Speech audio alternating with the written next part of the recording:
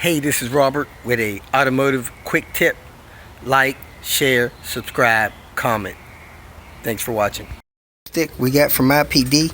What you want to do, you want to line them up like that, where the seal would be perfect. Then you come down here and you take the full mark on your old dipstick and you file a full mark on your new dipstick, because this dipstick is about a half quart off. So we're going to file a mark where the new dipstick full line would be. If you feel that this information was useful, please like it and share it with your social media friends. You can subscribe to my channel so that you will get notifications of future videos that I post.